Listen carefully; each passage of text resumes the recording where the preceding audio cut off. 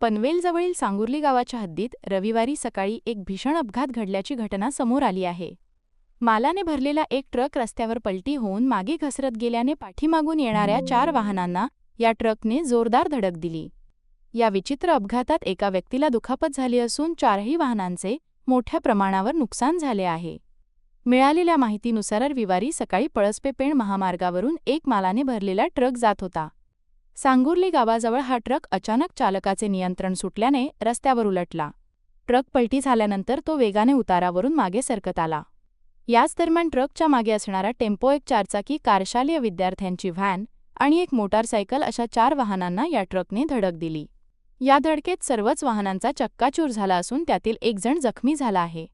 जखमीला तातडीने जवळच्या रुग्णालयात उपचारासाठी दाखल करण्यात आले आहे.